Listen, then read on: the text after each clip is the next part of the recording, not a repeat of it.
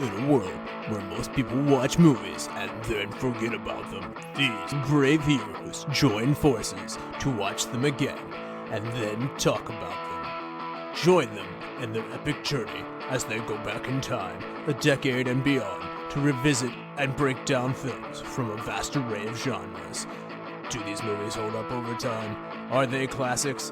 Find out on Retro Movie Roundtable. Starring your hosts, Brian Fry, Chad Robinson, Dustin Melbartis, Lizzie Haynes, and Russell Guest. Coming now to headphones in your ears. Welcome all you lords, ladies, and knights to the Retro Movie Roundtable. Welcome to the show where we watch movies and then talk about them. I'm your host, Russell Guest, and joining me is my good friend Chad Robinson right here in the city of Pittsburgh, Pennsylvania. How you doing, sir? 'Twas the night before Christmas Eve. Pretty much, yeah. We always record these way ahead of time, so it'll seem like this is in the new year for everybody else. But you're right, we are on the, we're still in the Christmas spirit mode. Yin and Yang are here. As you saw in the Grinch episode, Chad is our podcast Grinch, and I'm Buddy the Elf. So, but here with me to swing it back in the good cheer here is, we have Curt Boirum from a few doors down, maybe 100 feet away. Maybe 106. Yeah. So, second time on the show, if you didn't get a chance to hear him on the Terminator 2 podcast, A, that is a great movie and you should check out that podcast, and B, You're in for a treat tonight then, because Curt's here, and let's break the ice here. Curt, what is a movie you would like to see Mel Brooks style satire kind of parody that he normally does? Like, what's something you would like to see him tackle that he hasn't done yet? That's a really good question. I know I'm really looking forward to Spaceballs too. Mm-hmm. And I'm really sad about Rob Reiner. Not to be a downer. No, I mean, we were coming off the news of a sad stabbing death there, so. I guess he was friends with Brooks's dad or something, or was like they were like partners. Carl Reiner was friends with Mel Brooks. Yeah. Okay. Yeah. They would do like comedy together or something. Mm-hmm. Yeah. Yeah, that was his original partner. Rob seemed like a cool guy. He had an amazing run in the 80s. Like, I mean, if you go back and look at the movies in a row, he was absolutely on fire. But this is Brooks though. If Brooks were going to tackle some subject matter that he hasn't, because he has with like westerns. Yeah, Saddles. He's done horror a couple times. Horror's been great. Sci-fi done. Sci-fi, fantasy.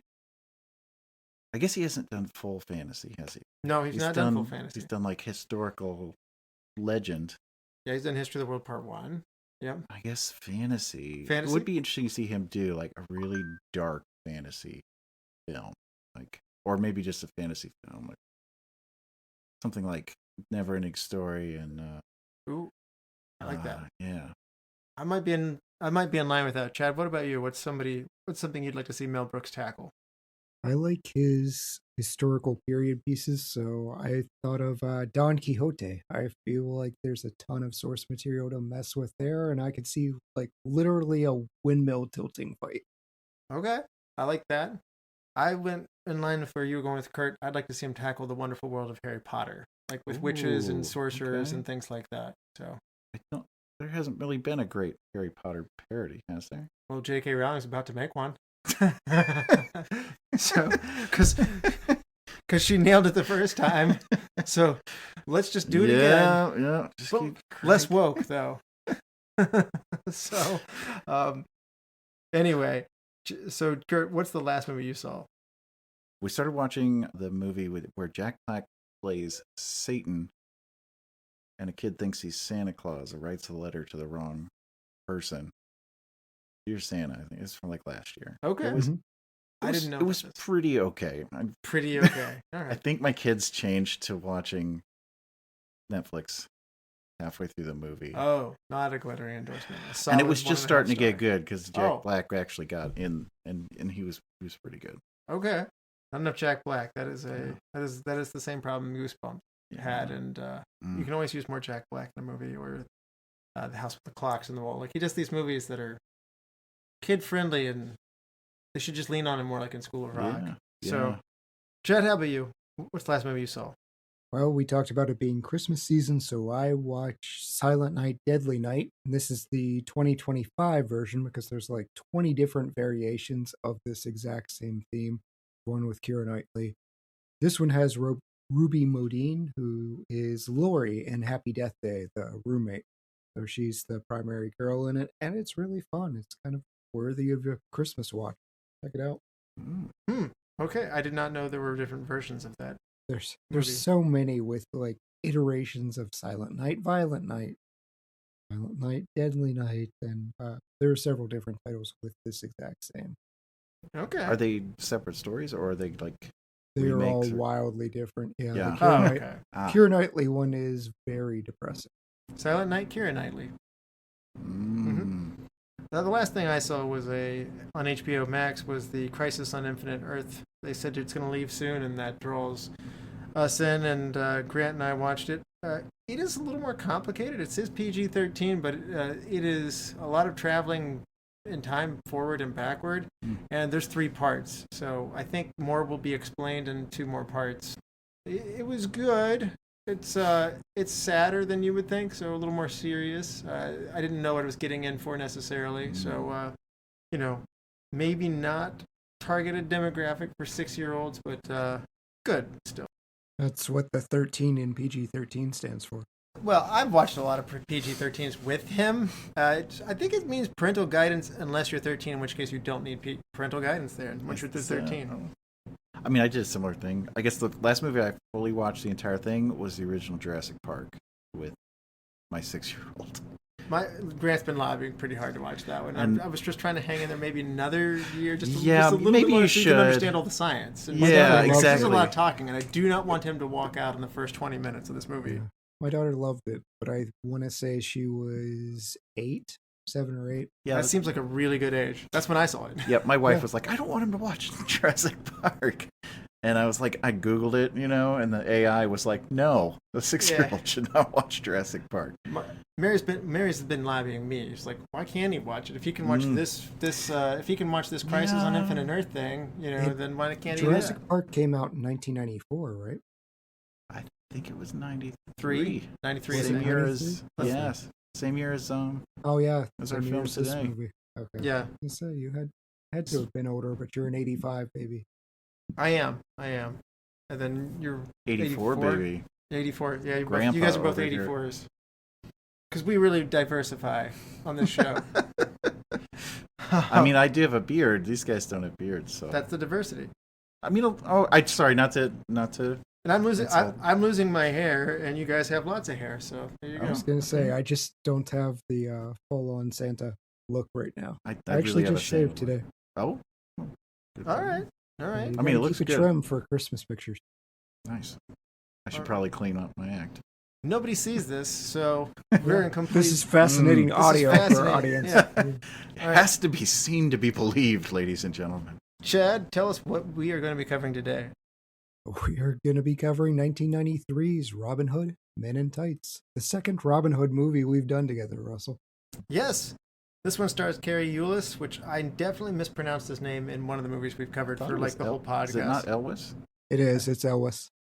There it is. See, I did it again. Yep. Add one to the list. Yeah, I add one to the list. It's not Cary Elwes, and I've done this for my entire life, and then I was corrected on one of our podcasts. Cary Elwes and Richard Lewis, Roger Rees, Amy Yasbeck, Dave Chappelle, a young Dave Chappelle, First. and Isaac Hayes, Isaac. chef.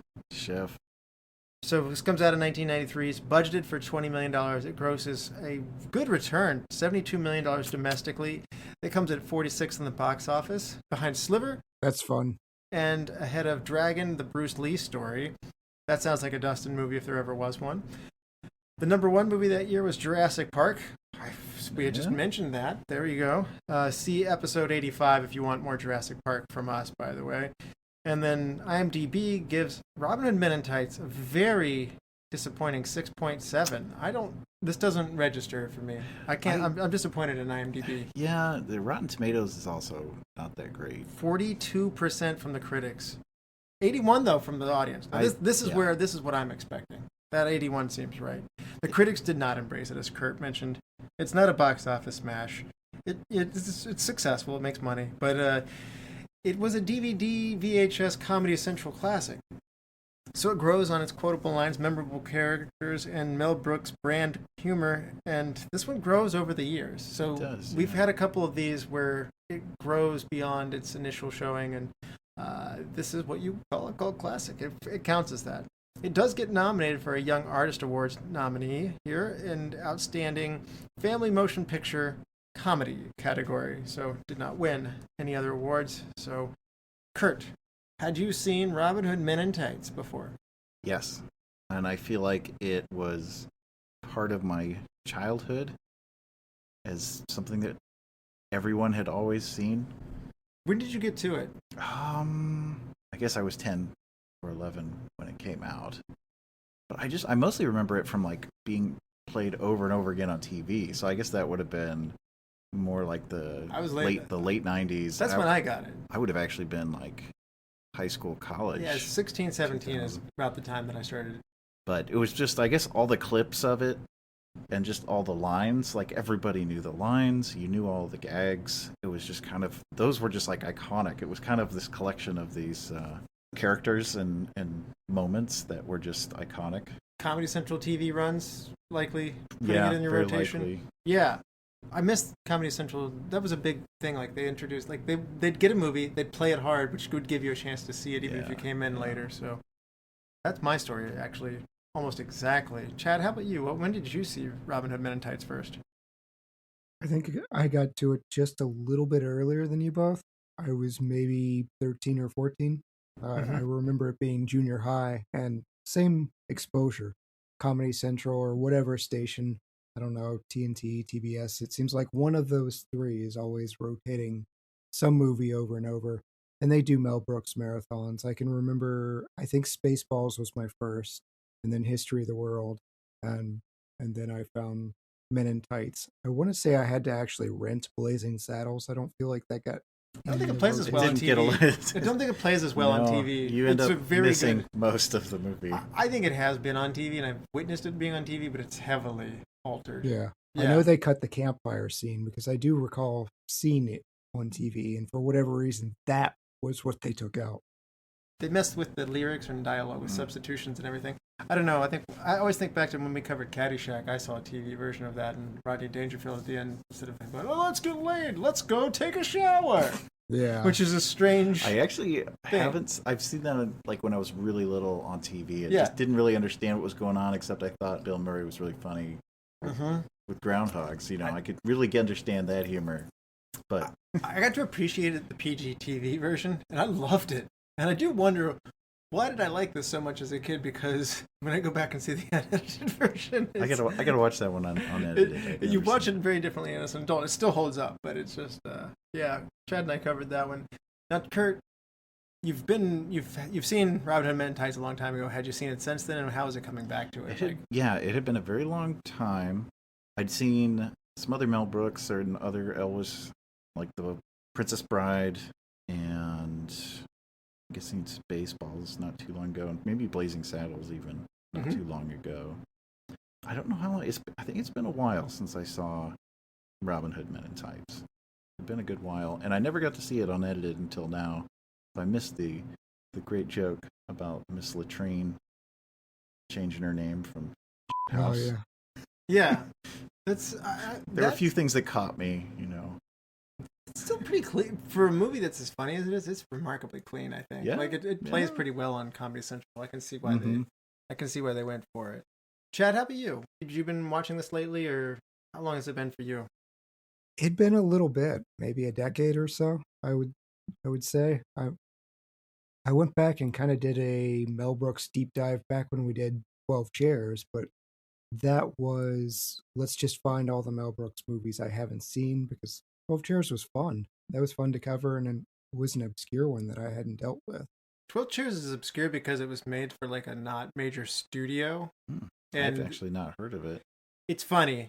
We did cover it, and I would if you like Mel Brooks, definitely I do like Mel Brooks. I mean, 12 Chairs is DeLuise, he's fantastic in it. Yep. Cool. It's a very enjoyable movie. So if you like this, what we're covering today, you should see that, because Mel Brooks has a brand. And I'm like you guys, I hadn't been quiet from it quite as long, because I know my wife Mary hadn't seen it, and I said you should see it, and did the college thing that you do, and when you're sharing movies, it's a very fun thing to do. She loved it and enjoyed it. she had she had super low expectations. I remember being like, no, this is good. She did not necessarily care for the Robin Hood Prince of Thieves version that Chad and I actually covered. I was going to ask if that was the other one that you guys covered. Yeah, we covered that years ago. I was way more enthusiastic than Chad was on it. I got it at age 4 I got it early, so like I have all the nostalgia, and it imprinted on me. And Chad got it much later. It did not. I feel like this one had a renaissance when we were in college because of Dave Chappelle. I remember Half Baked coming back too. And like, hey, you enjoy Dave Chappelle? Here are Dave Chappelle movies. Blue Streak. I don't think that was nearly as popular, but Half Baked, for what it was, wound up on my television quite a bit. Oh yeah, I remember that running all the time. Wowie. Well, that and the Chappelle Show being a huge hit. Chappelle Show was great. I miss old Chappelle, like when he was just like a skinny kid. Now he's just too intimidating for me. He's like this. He got buff, yeah. He's swole. He's like rips now, and his voice is all deeper and angrier. But back in the day, he was just like this goofy kid, just making fun of everybody. It was just I love Dave Chappelle. And the Chappelle Show was my jam back in the day. Well, I think this ages really well, and I gotta say right off the bat, I don't know why I've been away from it for as long as I have. I have rewatched Blazing Saddles and Young Frankenstein probably the most because they are touted as the greatest. But I will say this one, I'm really confused, and I'll tell you right now, I don't see the disconnect from the critics who will sit there and praise those two movies that I just mentioned in particular. They're both top 10 comedies all time, like on the AFI. Like their Rotten Tomatoes is like super fresh, 90s. And then how this one can be as low as it is. Maybe people were just tired of Mel Brooks at this point. I'm not. I could kind of see some of it was they mentioned like the pacing and some of the jokes hitting better than others in Robin Hood, like not being as consistent. I still don't think it's fair it got the scores that it did, or the critics, because I do think it's much closer to Blazing Saddles and Young Frankenstein than Dracula Dead and Loving It, for instance.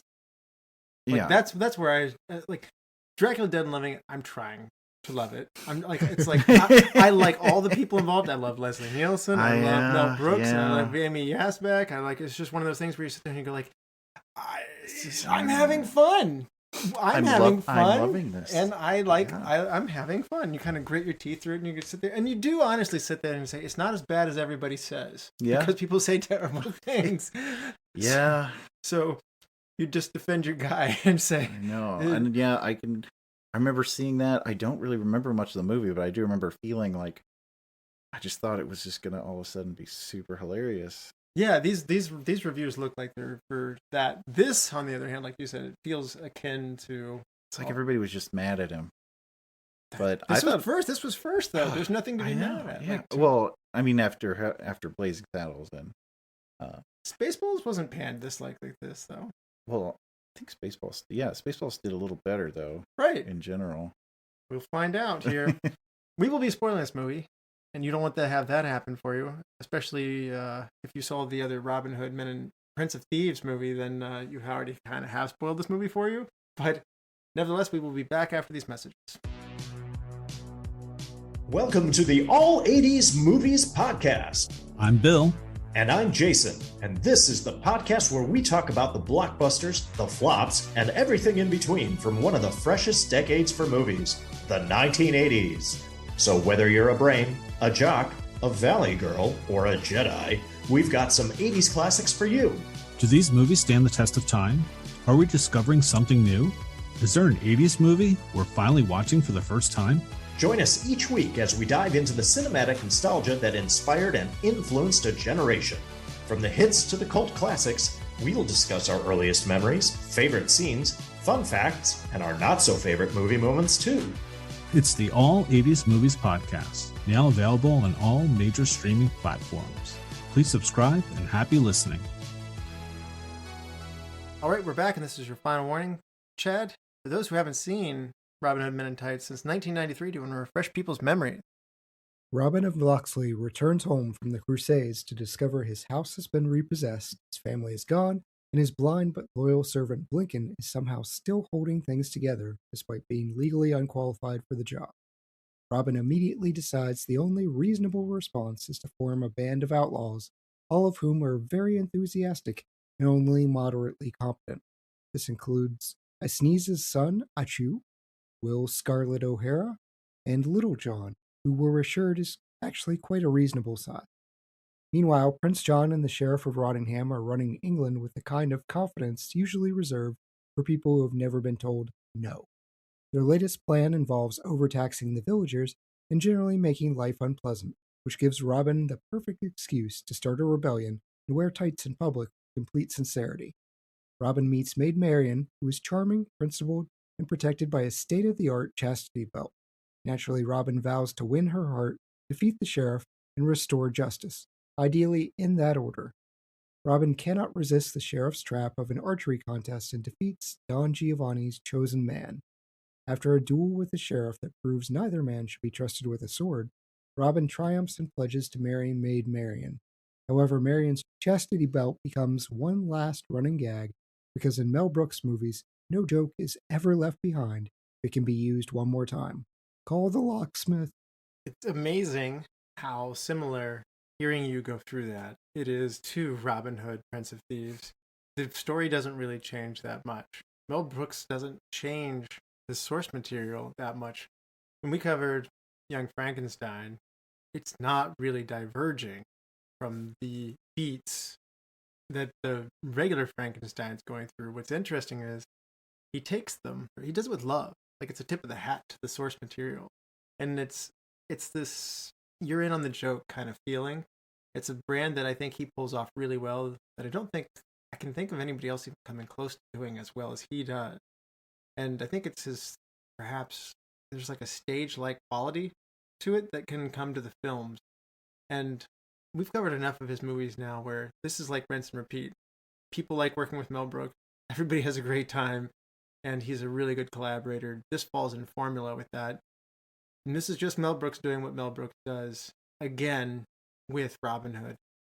Have you seen the Prince of Thieves version, Curt? I have. It's been a very long time, and my memory, for some reason, I just kept thinking that Robin Hood Men in Tights was much older than it is.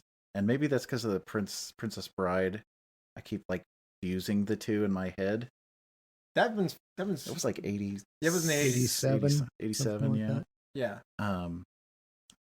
But I do remember Prince of Thieves. This is where he does the two arrows and hits the guys coming at him on horses, right? I mean, there's a lot of things that happen in that movie. I mean, I'll never forget how upset Chad got that there were catapults pulled into the woods or whatever. Like, that bothered him greatly. Yes. That also Gladiator's problem. There were a lot of archery scenes for sure, as you would get with a Robin Hood movie. Longer, more epic scale than this. The treehouse village fight. Mm-hmm. Oh, I forgot about that. Yeah, they burned down like the village and stuff like that. That's not in here. It's almost like Force of Endor. Yeah. In England. Yeah. So Alan Rickman is legitimately funny. Like, he dialed it up. And I gotta go back and rewatch this.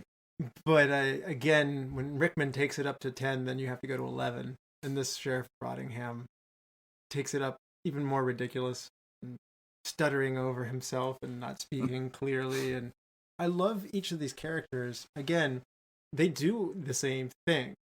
Like, their personalities are kind of the same as the source material.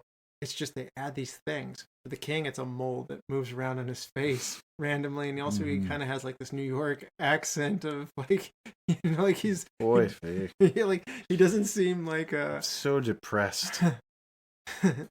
This guy's really starting to get on my nerves. Like, I mean, like he's not at all British, and that's just his running gag. He has an assistant who's blind, and it sounds like a shallow well to go into, but they mine every bit of gold out of that that you could possibly get. They just make these little things, and each one of them gets it. Or he is Rabbi Tuck, for instance. So it's amazing. It sounds really simple on paper.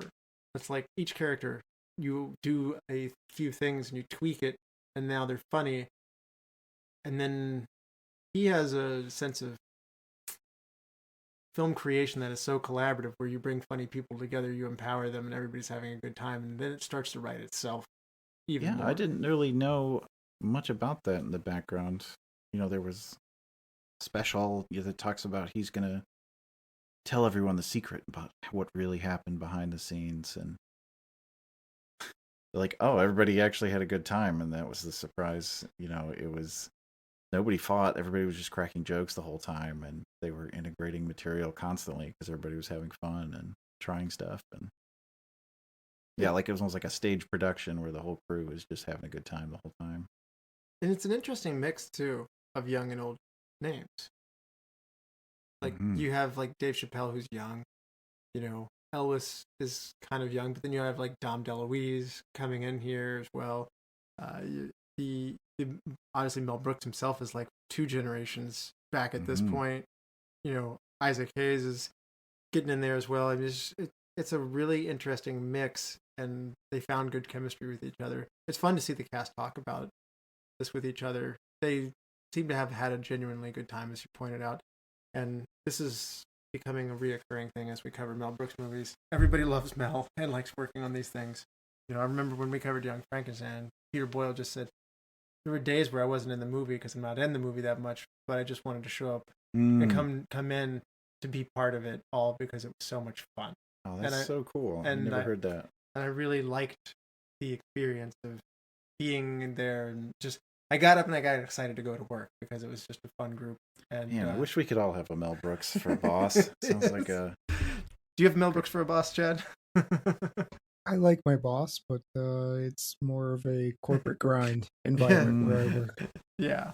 No, it is fun to watch. I don't know why that makes it more enjoyable, particularly when you're doing a comedy. Sometimes you'll see a comedy, and I think one of my favorites we covered was What About Bob, and I noticed that they hated each other, Dreyfuss and Murray, and like it was I didn't know that. It fed the nature of the movie to some degree, and credit to Frank Oz. It doesn't show it, it's not a train wreck, but something's really fun when everybody says, I had fun making this thing that makes you happy, and it made us happy too. I don't know why that makes it so much more rewarding for me, but it does. Sometimes I wonder if that, you could just see that in the characters in this movie. Because that's, I remember like their lines and the characters, I almost forget what part of the story it was. I just remember, the sheriff of Rottingham shouting at things dramatically in reverse order. I think it's one of those other things that we're up into the 90s now, and Mel Brooks is continuing to evolve. I don't think it is stale. I think the old school rap, like that they do at the beginning, is humorous. Malcolm X had come out recently. Dave Chappelle puts on his glasses and does, we didn't land on Sherwood Forest. Sherwood Forest came and landed on us. I mean, there are these references that I would actually go as far to say, I know people who I went to school with who don't get a lot of the references. I mean, there's a lot of stuff in Blazing Saddles and Young Frankenstein that just goes completely over our heads at our age group. So some people might feel that Robin Hood Men in Tights belongs more to our generation. I know some people who are like, in fact, I think our co-host Brian Fry is a bigger fan of like Robin Hood Men in Tights than some of the more, legacy Brooks films, for instance. I think that's how he feels about them. But I can't imagine this one going down well for him. But yeah, you said it held up, and I'm sitting there wondering, like, does it? Does it not? Let me ask that. Maybe I'm too big of a fanboy. So I enjoy it, but I think you're hitting the problem right now of like, okay, you have to grow up sort of with these references. When they're doing the Arsenio Hall, the woo-hoo, the dog pound type thing, that's going to make zero sense. Whenever Chappelle says white men can't jump, they're just be like, what? Why is he saying that racist thing? I guess. They need like a study guide, maybe a thing that just has trailers from all of the material that's referenced in the film. I discovered this when I was covering particularly Blazing Saddles. There was an enormous number of things that I wasn't even aware was a joke. Like a reference to another movie that we hadn't seen. I remember Chad was sitting there going like, why is a Jewish guy a chief? Like what's going on with that? And they had a list of movies, and I'm studying for it. Like they had whitewashed a number of movies where they literally had a Jewish blue-eyed guy playing a chief.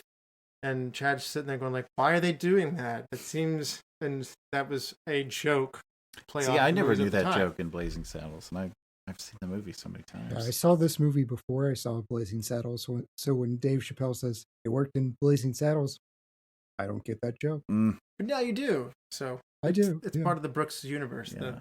I also didn't understand why would people listen to you? Because I'm a Robin Hood who can speak with an English accent. Yeah, that's a lot funnier now. Yeah. Costner tried apparently and he was had just a so bad. very bad accent. So they just said, "Don't do it, Kevin." And then there was also a bit with Sean Connery having a being Scottish. Yeah, because Patrick, Scottish. yeah, Patrick Stewart Neil doing Patrick. the over-the-top Scottish accent. But you also have to have seen The Godfather, or else I still think the scene went on too long. But if you haven't seen The Godfather, that has to be agonizing. But we've mostly seen The Godfather. I We mean, mostly have, but show me 13-year-olds that have seen The Godfather. Yeah, I guess you kind of have to be a fan of movies in general, I guess, to really... I will say this, because I saw Robin Hood Men in Tights before I saw The Godfather. I still found that scene funny. Mm. Like, Because there's a lizard he's got yes. a lizard taxidermy thing. It's like, sir, your lizard's He's got like a limp lizard. I think that's part of the beauty of what Mel Brooks does. Sometimes the things he does, you may not get the reference. It's still just funny anyway. Like, let me pump up my shoes. Like, that's gonna just be funny as like did people really do that at some point? Like, if somebody comes in and Back in the 1400s. yeah, John Cena still did that as of like 5 or 6 years ago. Oh, I wasn't aware of that. There was also a bit with in the Godfather scene, the guy Dirty Enzo or Enzo, yeah, that he originally was supposed to be Dirty Harry because he's a Clint Eastwood like impersonator or like body double or something. yeah.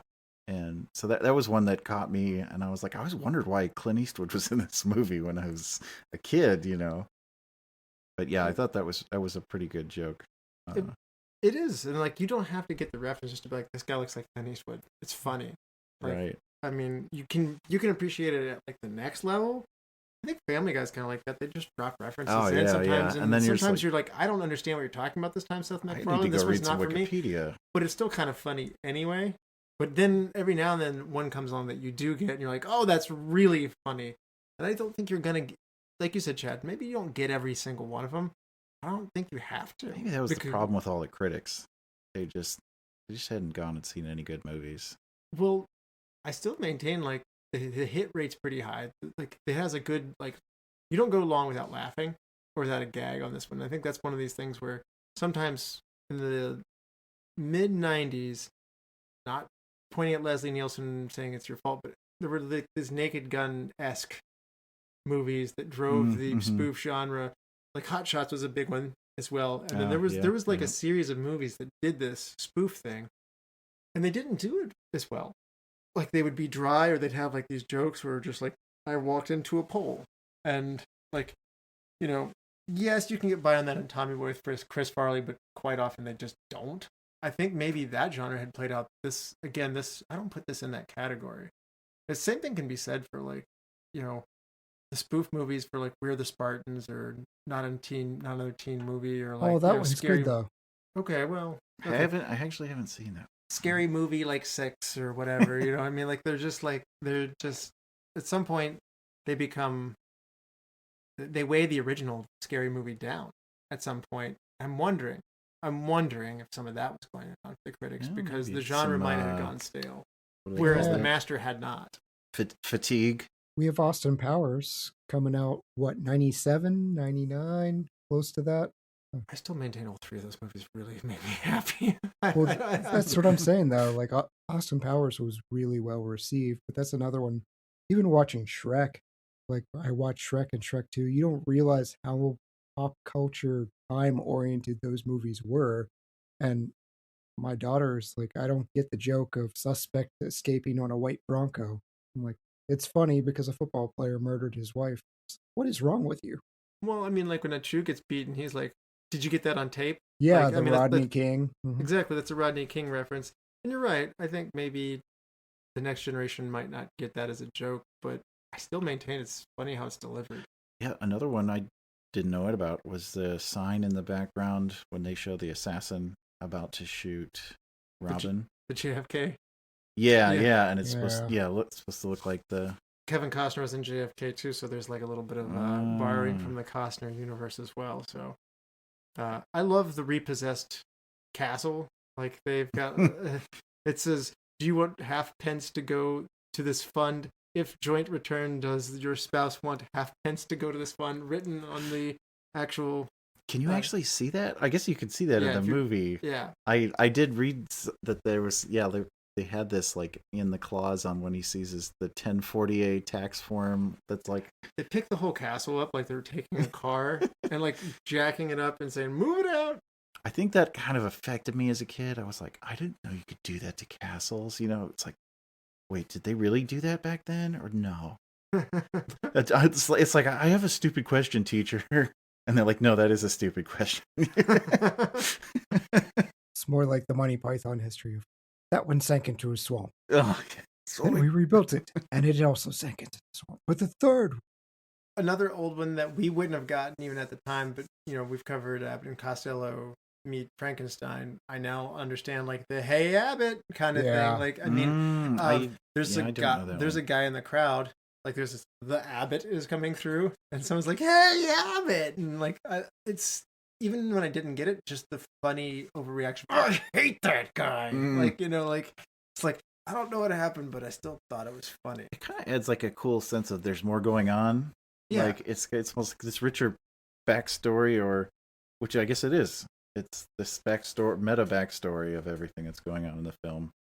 Like the thing with Dirty Enzo and Encio. Oh, okay. Ezio. Okay, there. And they changed his name just because Mel Brooks' friend was on set, who is a Italian director, and then they just kept it in the film. Just that's got to be a great joke to be able to play on a friend. Yeah, that's a total flex. Like, oh, I'm gonna change the name of one of my characters just because you're dropping by the set, and then I'm just gonna leave it in the film for the rest of the time, and nobody's gonna understand why that guy's name was changed. There's these brilliant physical things that they also do too. So we've talked a lot about like referential humor, and you're right. You may or may not get that. But you don't even necessarily have to rely entirely on that. There's a lot of like, it's just funny to see what's going down. Like, I think to the scene where like little John is battling Robin, this much larger man, and he like their staff breaks in half, and they still turn it, and they still battle back and forth. And their staffs break again. And he hits them on the wrong knuckles. Yeah, and then they're down to the thing the size of like 4-inch long, like, and they're just still fighting and like whacking each other in their fists, going ouch, like moderately hurting each other. And that was something that I like thought maybe I had misremembered, or like, was that real? Because he hits him on like the right, knuckles, but he jerks away his other hand. Yes. And they left it in as a joke. And I didn't really, like, I read it somewhere that they did that, and then I was like, oh yeah, I do always remember thinking that something was weird at that point, like besides just their staffs turning into tiny little sticks. And Will Scarlet takes his daggers and like buzzes through an arrow shot at his head, and then like he knocks his trousers down by like trying to put his daggers away. Well, I haven't got that part down, and it's just there's these He's from Georgia. Yeah. I never caught that either, the Scarlett O'Hara the Gone with the Wind joke. Yeah, I didn't catch that until this watching. So again, there's references with the physical humor in the same thing, so you can either appreciate it at 2 levels or 1 level, or maybe you only get 1 level, or you don't find the slapstick funny but the reference makes you happy. I think that's this is something that's so witty about how it's written. Like there's something there for a lot of different kinds of laughs, which makes it really, really rich to go back and rewatch a bunch of times. Yeah, I agree, and I think especially like the part where they do the dominoes of all the all the soldiers in armor that show up and they surround everybody. And they're all standing perfectly in line, and Robin knocks one of them over, and he falls into the next guy, and then they all topple as like a huge line of dominoes. And I remember thinking, like, physically, you could tell some of them looked kind of hard and plasticky, but some of the other ones you saw them hit, and then their arms come out and catch themselves. And you're like, wow, they actually like stood up a lot of people and knocked them over a bunch of times, and apparently it took them like weeks to get the shot. Not easy. And some of it's just pretty darn impressive. And like that image of that, I can't recall like any other film doing I've seen quite like that.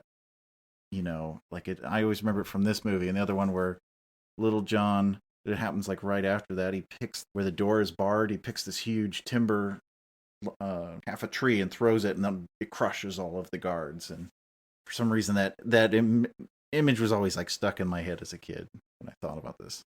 I mean, the other physical things that are out there. I love the "lend me your ears." Like, everybody pulls off these prosthetic ears and like throws it up at him. He's like, ugh. As a kid, I'm like, what? What just happened? That doesn't make sense. First of all, there's no blood anywhere. And then why would you have a crowd of prosthetic ears?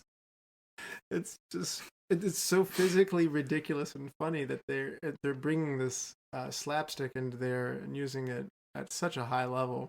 There's also just brilliant timing that I think is a lot of it. Like, I mean, you can see some of these jokes telecast from a million miles away, but then when they go down, the way they're performed are really funny. Like when the guard in the dungeon at the beginning goes and he's like, I'm gonna go get my guard, you're gonna confess this is very good for me.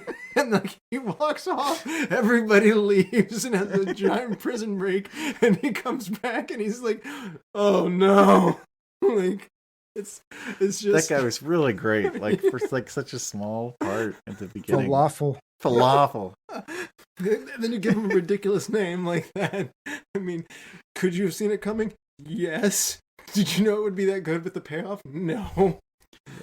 Or like, you knew the Sheriff of Rottingham was going to be thrown on a catapult because he was sitting in the catapult cup saying like, this is how you use the catapult. Right. And yeah, and then I remember thinking, because I forgot the scene immediately after. I'm like, this is kind of like a dumb bit. Like you know where it's going, right? But then when he falls through the roof right after Latrine's praying, Latrine's room, you're like, well, they had to get him there somewhere. All right, that was that. You know, it was almost like the joke was just doing the joke was a joke in itself. If that makes sense. It's like, we're gonna do this. You know, we're gonna do this, but we've already got you in a good mood, and it's gonna go down really well. Mel Brooks is so good at that, like play-like notion. Like I'm always amazed he has the ability with a movie to kind of look to the crowd and kind of like almost like wink to the crowd and say like, we're having fun here and you're having fun with us. You know, but he doesn't necessarily talk to the camera a ton. Some of that happens, but there's a sense of we're all in on this joke together. Yeah, absolutely. Chad, what are some of those things that are working for you?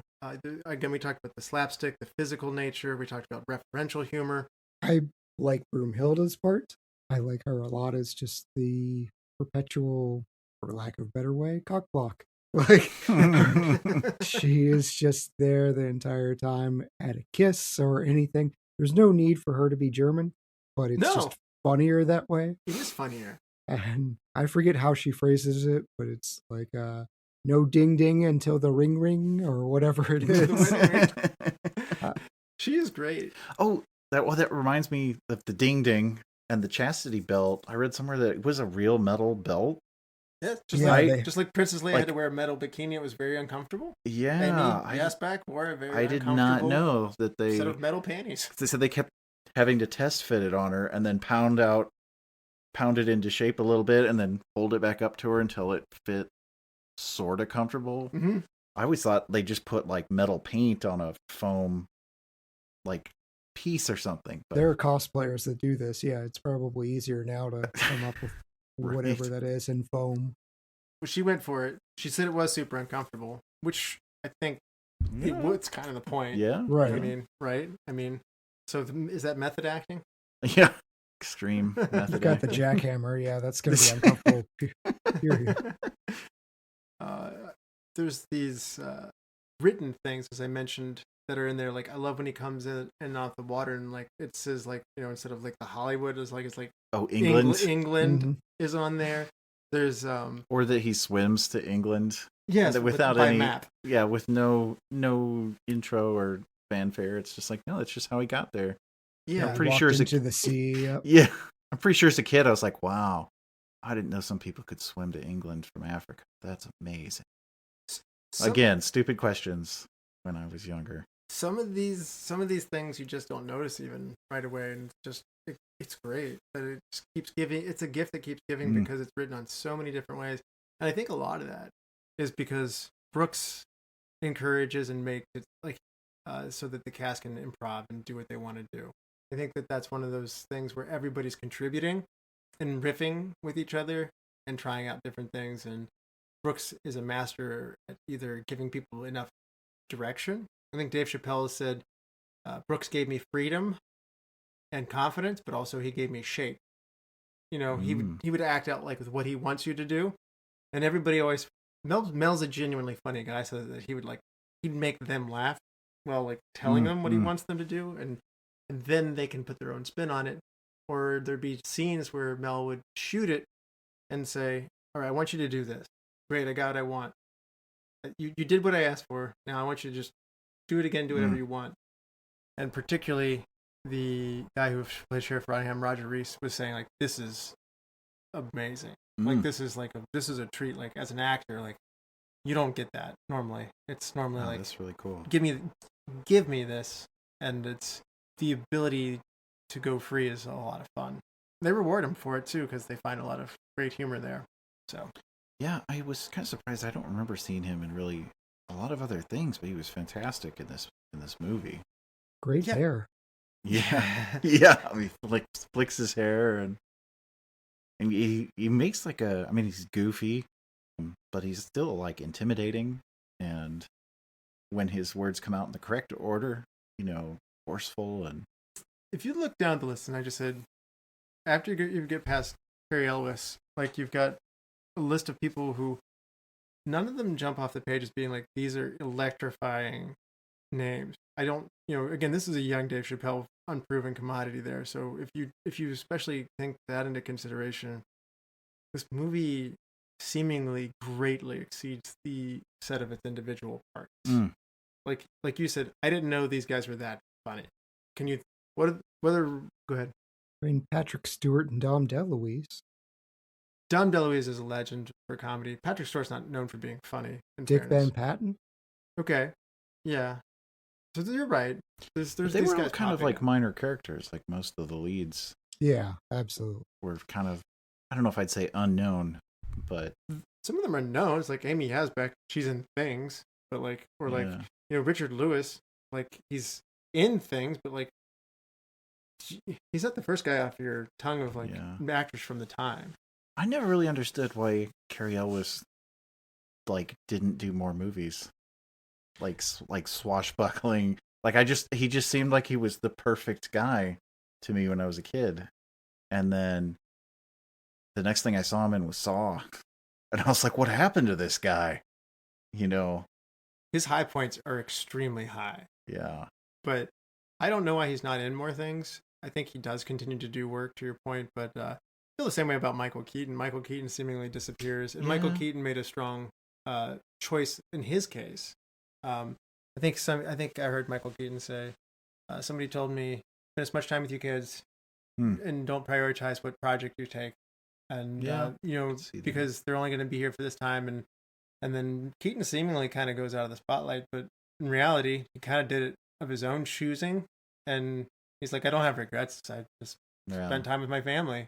And sure enough, later he's an Oscar winner, does Birdman, gets to come back and still remind the world, I never lost it. I'm still awesome. That's what I want. I want Cary Elwes to do his big comeback in action and comedy. He was great in Psych. He had a guest star role as Despero. He was just this thief that kept tricking people. But he's the perfect man for this. Mel Brooks knew that he wanted him after seeing Princess Bride. Kind of like Levon or Clavon Little, I think, the sheriff from Blazing Saddles. I was like, why wasn't this guy in everything after this? Like, he was good. He was amazing, and like, I mean, it just looked like he would be the next superstar or something. And then feel like you get a huge bump from Mel Brooks movies. I get you should. I feel like that's a Pullman seems to have come out of it okay. Yeah. Gene Wilder seems to have come out of it super well. Yeah. So I think there's these selective points, like you said. Like, I mean, I think Dom DeLuise, his legacy was going to be in good shape anyway, but I mean, it's only further cemented by working with Brooks as much as he does.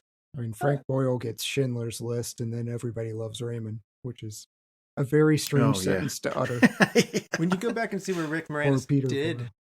Spaceballs, I think it was a big boost for Rick Moranis, too.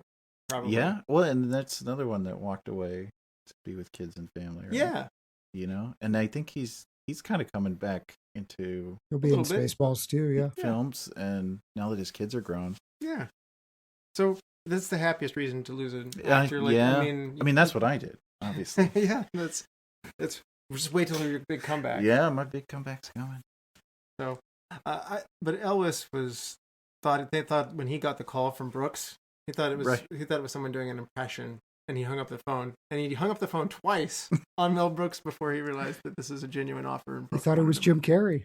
Yeah.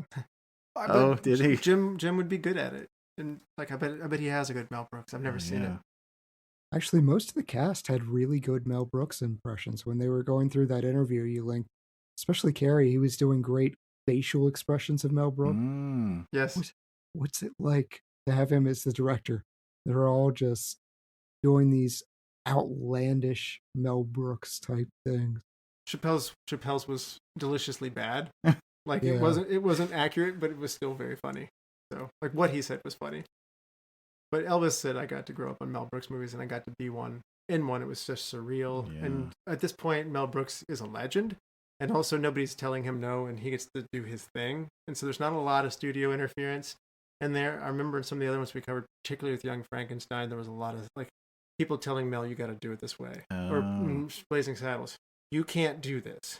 And Mel courageously, time and time again, took those suggestions and threw them in the trash can and trusted himself. And there's a little bit of that happening here, but for the most part, he's a legend. He's got what it takes, and people aren't messing with him as much on this one. I think it's interesting though that this movie is also pulled out of a failed attempt. There was a TV show that he had done. Yeah. I didn't know about that. I thought that was really interesting. It's called When Things Were Rotten. And it's in 1975, so it was way before this. It's an old England setting in the time of Robin Hood and his merry men. It only lasted 13 episodes. It was canceled. But Mel Brooks doesn't view it as a loss. It's a dry run that led to this movie. And when Kevin Costner's movie came out, it just reignited. It's like, this is what I was going to do. And it lends itself perhaps better to a movie than a TV show. I think Brooks had great success in TV shows with Get Smart. So he's good at doing TV. But It was one of my favorite great at reruns movies. when I was a kid. Mhm. Get Smart, Nick at Night. The Shoe Phone. Yes, Maxwell Smart. He's good at Broadway too. Like the whole producer's Broadway production mm. is outstanding. If you ever get a chance to see it, I'd love to see it sometime. Yeah. Mel Brooks is just great at different mediums, but I think the movies are where he'll be remembered. And it's interesting that a failed idea could come back for him so much. And even when he heard Kevin Costner open his mouth, that line of "Unlike other Robins, I can speak with the, English accent." Brooks said to himself, "He's supposed to be Robin of Locksley. He sounds like he's from Anaheim," and like the opposite nature of what he was seeing. Like It's almost like they made that movie for Mel Brooks. Exactly. It was just Mel Brooks bait. Exactly. Mel Brooks said the light switch went on, and like when it goes on for Mel, it's on. I was kind of fascinated by just Errol Flynn with like the 1938 Robin Hood, which I think I must have seen because I remember like The Princess Bride and this movie because Cary Elwes based his character off of Errol Flynn's Robin Hood. I could see that from that film. Yeah. And for some reason, I feel like I must have seen that as a kid and not really known, but that was like, to me, the Robin Hood was this super old timey. He's an icon. Yeah. And I don't remember an instance of ever watching it, but. Certainly isn't based on the Disney version. My daughter had me watch that. Like, she had it in her mind that this was going to be great, and I tried to dissuade her. This was just as K-pop Demon Hunters was coming out. I'm like, classmates are going to be talking about this one. Here's your pick. I want to watch Robin Hood. Wait, which Robin Hood did she go for? The Fox one. Yeah. Why? That's a good movie. Why are you bad mouthing it? Oh, go watch it again. I It have. is. Is it unwatchable now? No, it is not. It's not great. Even my daughter looked at us. And Oh, yeah? There was some regret. I swear they This they like made Peter Pan Lady level? no, that's that. they aged made Lady poorly. cluck a chicken just so they could make a chicken breast joke. Like she has cleavage and it's awkward. I enjoy this movie more than you're describing, Chad. I'm It's upset. not You're good, making man. you're making me sad. They play football for no good reason. You're our Disney specialist. All of this do. makes me sad. Listen, that movie is very important to our furry audience, so I will respect that. But it's not hit. You need to improve your attitude so we can complete the Robin Hood trifecta. Because after we cover, you and I were the host combination who did Prince of Thieves. Now we're doing Men in Tights.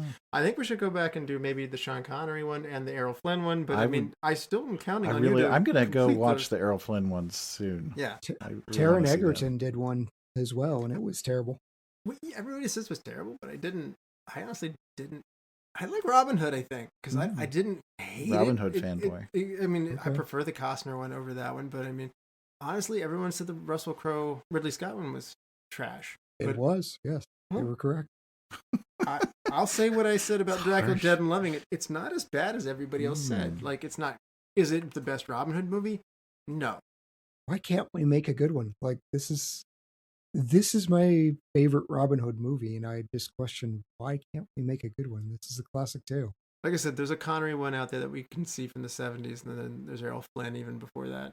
I think it's funny, like apparently mentioned, I don't know, like who was the heartthrob of the day or whatever for her grandmother. She's like Errol Flynn. Like, so okay. apparently he was the heartthrob. Yeah, he's a stud. Clark Gable. Going back to why Elwes was so good, he based a lot of, like you said, his fencing style had these big swooping circular motions and stuff, and Just kind of his cocky arrogance and like, yeah. And Princess Bride, he takes that in there, and he's bringing more of that in. I think some of the people who said they were choreographing the fight scene said he came in, Cary, and he could fence very well, and he could handle the sword very well. Like he was adept at being able to do that, and was an asset to the team and working through that. And it shows. His swordplay, even though it's goofy, is fun to watch at times too. Oh yeah. So swashbuckling. He needs to get back into it. We need more Come on, swashbuckling. Cary.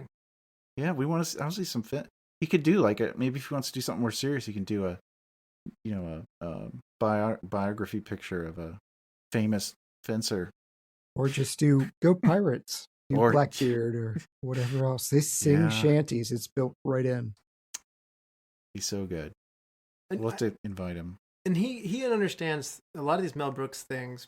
There's characters who are goofy, and they know they're goofy while they're doing it, a la like Dom DeLuise was in this movie, or Richard Lewis's Prince John is pretty ridiculous all the time. Mhm. Cary's delivery in this is actually fairly straight and dry, Right, and he yeah. says ridiculous things with a straight face, and it's a different. Again, there's so many different ways of delivering comedy.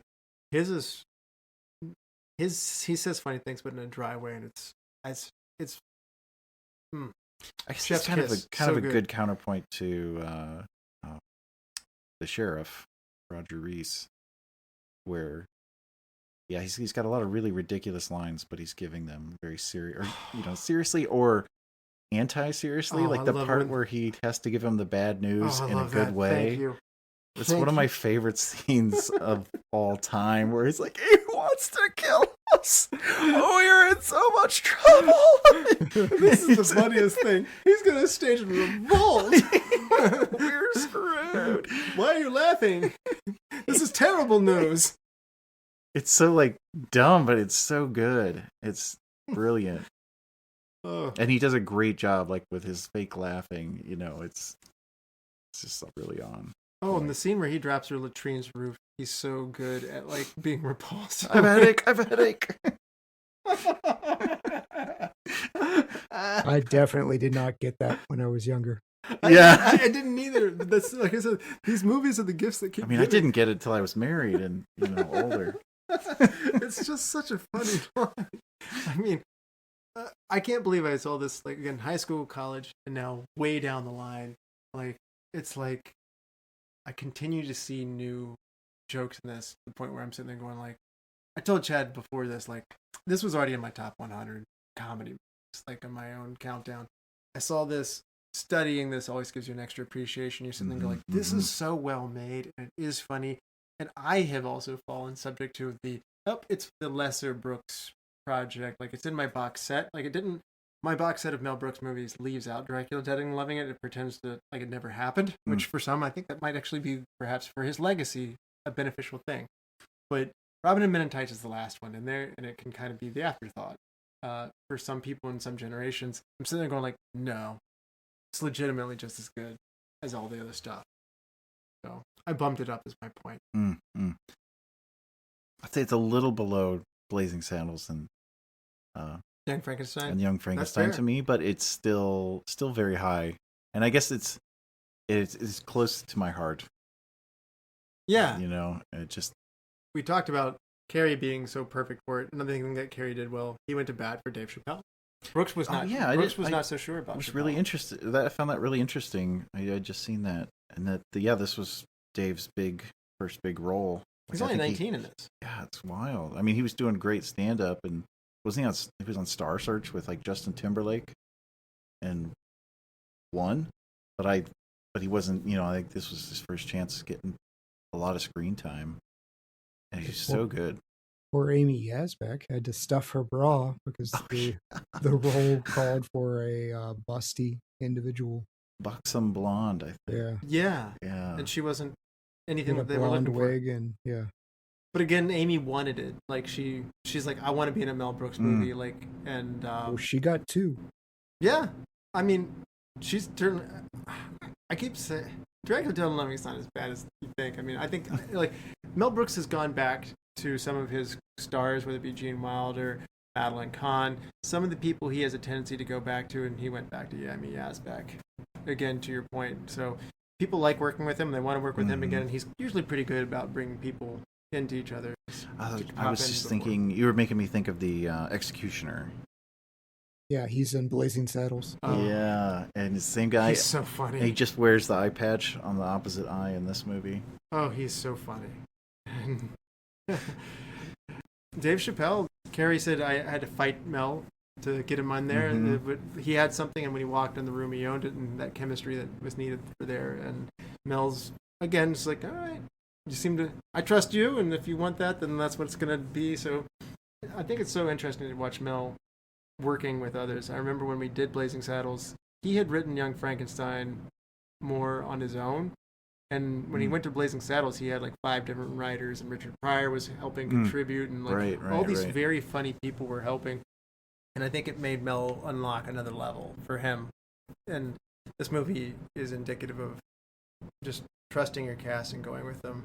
Yeah, the Hangman is hilarious, by the way. It's amazing how far you can go down this in the cast, and you can keep finding talent. It like whether it be the Abbot being Dick Van Patten, as you pointed out there, the tax assessor, the dungeon maitre d', like I mean, you're down at like 20 like names down to the list, and you're still getting people who are delivering quality like delivery lines. Even Dom DeLuise's son is one of those people who's one of his just random merry men who's kind of more in front, and he's pretty good too. Like when they're all gathering around that screen, like with the light, like the firelights behind them, and they think they're watching an intimate scene, and his sword's positioned in such a way that looks like an erection. Right. Yeah, and then he's one of the people who's like, oh, like it's the Austin Powers too. That's what I was just gonna say. Did this invent the Austin Powers? I always thought of that as the Austin Powers joke, but I don't know. It might be it's gotta be older so than many this. of these things keep going back. Yeah. Like I think that's one of the things. Like when we cover Marx Brothers movies, like back in like the 20s or 30s, this stuff's often been around. Yeah. It's just whether it's executed well. And even when the Marx Brothers did it, I'm finding out that this stuff was just a common, like we did that on the stage, like you know, like, and now we're doing it on film. Right. So where did these things really begin and end is always a funny thing. But if it works, it works. It's just like if you're going to do the 2 guys in front of a mirror, like it's been done how many times, but if it's executed well, it will always be funny. Yeah. Even if it's Fozzie Bear, even if it's Kermit the Frog and Constantine the Imposter Frog, you know, it's still going to be funny. Is there anybody else in the cast you wanted to give some flowers to here? I thought Blinken is really good, and I don't remember really seeing him in other stuff. I mean, it's Mark not. Blankfield is funny. Yeah, it could have been like too over the top, and you've been like, oh, this is just the dumb character, but he played it like more serious and did a good job running into trees. And the scene where you meet Blinken and the castle's been pulled away. Oh, right, he's got he made braille. people laugh so much with that scene. They had a hard time like staying on schedule. Like people kept breaking and laughing, and he kept doing different things or whatever. That I mean, you see when he's reading, quote unquote, his Braille Playboy. And that's another physical gag. Yeah, great physical gag, and you're like, I imagine they had to do a few takes before they probably got some material they couldn't use. The statue with the arms. Like, he's feeling up the statue. Oh, your arms are gone, and you've grown. Oh, I forgot that. That's another one I probably didn't notice when I was a kid. I initially came into a Comedy Central airing late, and I remember the moment that I was hooked on this was Blinken was up in the tower, and he's like, "Blinken, what are you doing up there?" He's like, "I'm guessing that nobody's coming." like that line hooked me right away. I was like, "What do we have here? This is funny." And he falls out of and he's like, "I can see!" And then he runs to tell somebody, "I can see," and he runs into a tree. He goes, "Nope, it's not better."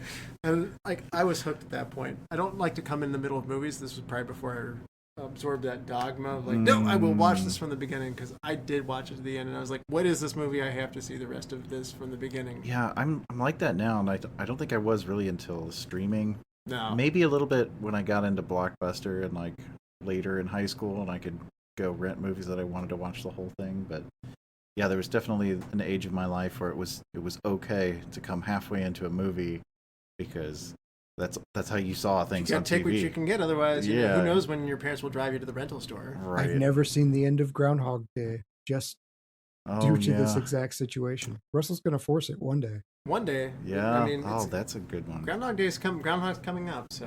Oh. Yeah. I've seen that movie dozens of times. I've just never seen how it ended. Over and over and over again. Yeah, Chad, you live in Pittsburgh like Bill Murray did in it, so I mean, maybe you are living Groundhog Day. Perhaps, yeah. This show often feels like my life repeating over and over for millennia. Well, let me ask you this, because I've been all praise, and I'm super happy with this one. You alluded to maybe there's some pacing things that didn't work. Were you speaking on behalf of critics, or is there anything for you that isn't working, Curt? Well, it's a little unfair because I was in kind of a hurry to finish the movie, but I did, there are kind of a little bit more, I remember Blazing Saddles, there's a lot of these wide establishing shots and scenery. This one, it's a lot more close in. It kind of has this tighter feel. So maybe it's just there's not as much of this beautiful scenery, or I don't know. It felt kind of between the jokes there was just maybe just a little bit more time than I was expecting. I mean, I think Chad, you always kill me when you say I don't like Young Frankenstein. The density of jokes is not there as much, and they're making you soak in the atmosphere, and it's the love letter of I love the original content, or this is like the real movie. Maybe I was just too impatient. I wanted to get to the jokes that I remembered, and the parts that to me are just burned into my memory. I often watch one of these movies, and I split them up just because of how I watch them and how little time I have to watch a movie. But this is one that I sat down, I was like, I'll watch half of this, and I ended up watching pretty much almost all but 10 minutes or something like that. This movie hooks me. So, Chad, how about you? Is there anything that's not working as well for you? Remember my complaint about Blazing Saddles? Yeah. You had a complaint about Blazing Saddles? Unnecessary musical numbers.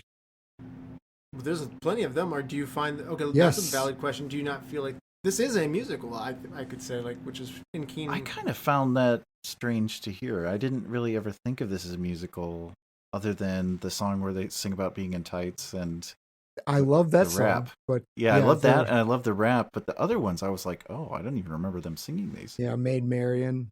They go back to that a couple times. There's one other number, but at one point there are two musical numbers within about 5 minutes of each other. And it just feels awkward because, okay, if this is a musical, be a musical. If it's a comedy, be a comedy. Why are we doing, and I know we go back to even some of the old movies we've covered where there's just like a musical in the middle of the film for no apparent reason. I love it. I hate it. I absolutely hate it because we're filling time, and I'm sure Mel Brooks is almost riffing off of that. But there's too many musical numbers. Men in Tights is a fantastic number, though. I do enjoy that a lot.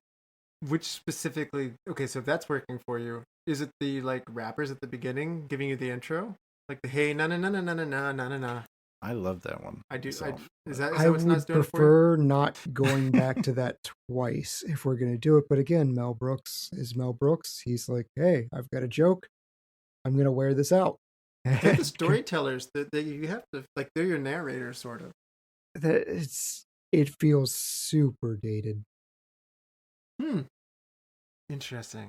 I like musicals a lot, so I feel like the musical is not as present as it once was, and I say bring it back. I love musicals. I mean, My Fair Lady was very high up on my list from 2025, but yes, yeah, this is a comedy, and it's just, I don't know, too many musical numbers for me that ruin the pacing. I think the one where Maid Marian is on her own looking out the balcony and the camera's like coming into her window and like bust through the stained glass or whatever. She's in the tub, that one. Yeah, well, yeah. So like that is laying it on thick, to your point, Curt, like of like I'm spoofing the genre at that point. I don't think that it was like, hey, this is gonna boost the energy here at the moment. I think it was, right. I've seen Psycho a dozen times. I did not get until I read your outline that was a spoof on a shot for Psycho. I also had no clue about that myself. I thought that was kind of interesting. I think one thing that did disappoint me that I don't know is typical is none of the actors are doing their singing. And yes, I know that like when they're at the campfire, as we were just talking about, like when Cary, Elwes, and Amy Yasbeck I can tell like that's like an opera dude singing, and it's not them singing. I think that's funny, but in general, no, they didn't do their singing. They did their own dance moves and stuff. But I was a little disappointed to see the guys in tights weren't the ones singing the song. You guys are Hollywood, man. Like, why can't you? Did they sing their own in Blazing Saddles? Like when they do, I get no kick from champagne. Yeah, like they do this a cappella version with Cleavon Little and the other laborers at the rail camp. Oscar nominated Best Musical Original Score candidate there, Lalo Schifrin, did some of this stuff that you don't like, Chad.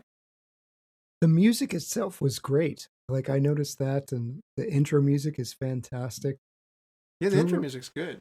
Yeah, I enjoy the firing the fire arrows, and then it turns out, we're setting this village on fire. Yeah, every time we do a Robin Hood movie. Yeah.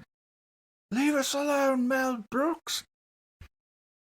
I didn't get that. I remember first time seeing it, I'm like, what?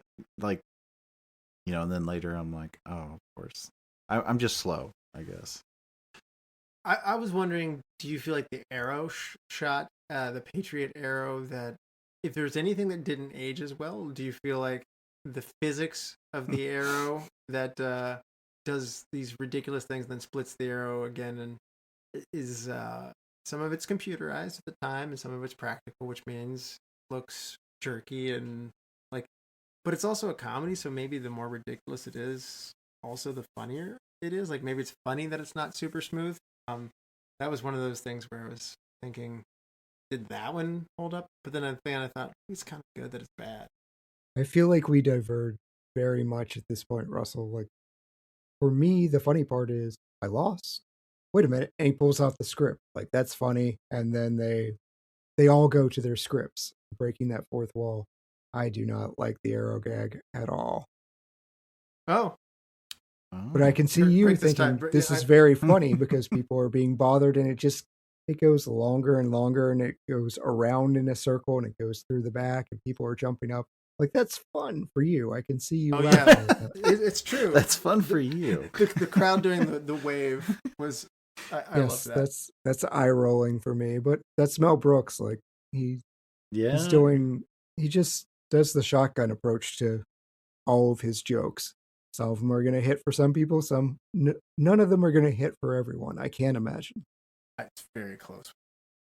Okay, all right. Well, you are the exact target audience. I Like, might you are be. that bullseye for Mel Brooks. I might be. I think it was funny that when we were covering one of these other ones, he talked about he just thought comedy was just being Jewish.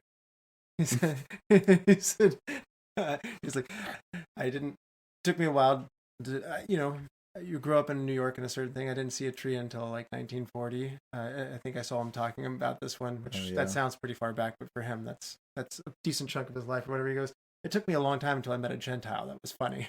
I just didn't think they had it in them. I just didn't think it was possible. That's pretty good. Men in Tights, I guess, reused some of the music from Jews in Space, the end of History of the World, Part 1. What do you guys say when we hand out some awards? Sounds good. All right, Curt, who is your MVP of Robin Hood Men in Tights? Oh, that's tough. I feel like we got so many people sharing the greatness going on here. I'm going to go with Cary Elwes. Be basic. It's a great choice. Chad, how about you? Who's your MVP? Yeah, it's Cary Elwes. Perfect casting. He's charming. He's funny. And most importantly, he's English. He is legitimately probably a better Robin Hood than Kevin Costner. Yes. Legit. Costner was the hot name at the time. Like he was just getting everything he wanted at that point. And also Waterworld. Yeah. Brian, our co-host, will be mad at me for saying this, but I think Costner's overrated. Kept getting some roles that I think he is in movies that are good, but I don't think he is outstanding. A little bit of Tom Cruise syndrome. Like Tom Cruise gets good movies. Is Tom Cruise a great actor? I don't think he's that great a lot of the time. I think he gets put into position to be great. I don't know. Yeah, maybe people's looks carry them to certain places. In Hollywood? Well, exactly. What? Well, I'm just putting the shoe on the other foot where someone's like, I don't like that Megan Fox girl. She has no talent. And you're just like, she's very talented. I don't see how you don't see it. She's outstanding. Anyway, my MVP, I'm gonna go with Mel Brooks. I mean, writer, director. I gotta go Mel for being the creative force behind there. Best supporting actor. There is a ton to choose from on this one. Like so much to choose from. Curt, who is your best supporting? Oh, I am a Dave Chappelle fanboy. He is legitimately good in this. I think I am going to go with Dave Chappelle. It adds clout to this casting. It's a casting move that aged extremely well. Mm-hmm. Chad, how about you? Who is your best supporting? Just like the Costner when I'm choosing the sheriff. This time it is Roger Rees. And I cannot imagine trying to memorize those backward lines that he has to spit out so fast. And his dynamic with the rest of the cast, especially Ullman, Latrine. Yeah, Tracey Ullman. Yeah, fantastic. Gosh, you guys have mentioned so many good ones. I have a long list of shout outs, but Richard Lewis as Prince John is so not what you expect for having Prince John. In fact, I think he kind of falls to the background. And when you're watching Prince of Thieves, you will remember Rickman, you will remember Marion, he kind of falls to the background. And I think this is a joke on that, like that he is so not like this. He's not even like, he's like super casual and evil about things. And I love how at the end he's like, I got some bad advice from Rottingham and from the sheriff of Rottingham. And I was like, nah! Like, no. And so he's great, and the mole gag just cracks me up to the amount. I love that it moves around on his face from scene to scene. And then they finally pointed out, sir, didn't you have a mole on the other side of your face? I have a mole? I also like when he's with Latrine and he needs to be tactful and get her support to get her help. Maybe we He's can like, get him drunk. even before he goes, like, there's no way the sheriff of Rottingham's gonna be like with an animal like you. Oh gosh, that's terrible. She's like, well, I'm not gonna help you then. He was like, wait, hold on a minute. What if we get him drunk? And then looks at her. Okay, really drunk. Just almost everything he does is really good. He's good at being slimy and cowardice. It's so. Richard Lewis, you sit there and go like, this is not a marquee name, but just like Roger Rees nails it. He was on my list of people to give a shout out to, but so is Chappelle, by the way. And Tracey Ullman as Latrine is outstanding. The makeup on her is truly repulsive. Like she is every bit as nasty as you need her to be, and she relishes it. All right, hidden gem. There's a lot to choose from. This can be a person or a thing. Curt. Sounds like for Chad it would not be the magical Patriot arrow. Not the Patriot arrow for Chad. No. There's the castle getting rolled away. Repossessed castle. Move around. Tiny bow staffs comes to my mind as well. Right, yeah. I guess it's not hidden because it's in all the posters, but his rack of 6 arrows. Yes. You know, he shoots on the bow. And there's another one. I always like remember the scene where they're all trying to shoot their bows. And the one guy like shoots the bow off of him instead of the arrow. And the other one shoots the arrow behind him and hits somebody. And then this one guy pulls and his whole bow just like the archer contest deforms around him. Yeah, like he just pulls it back behind his head.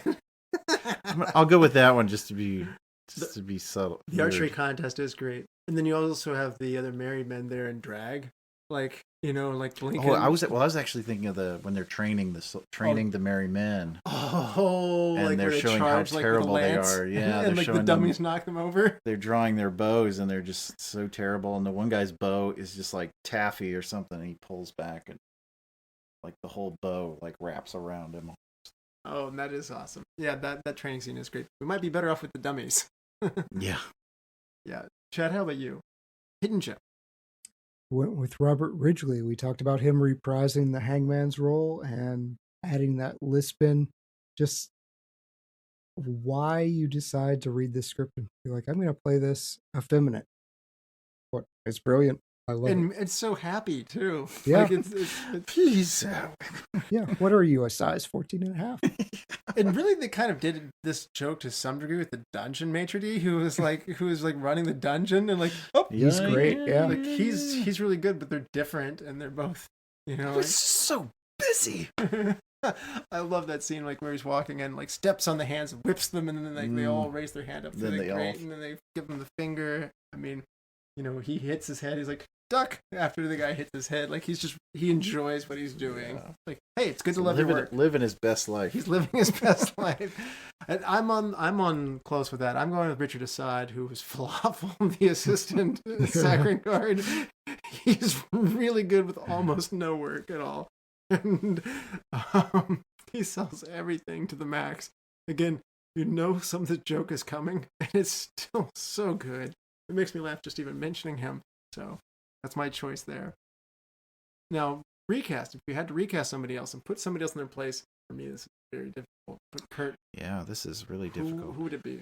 Sometimes we overlap. Matthew Porretta, the Scarlett O'Hara. Who could do Will Scarlett O'Hara better? No, he did. It's not that he did a bad job at all. No, he's not bad.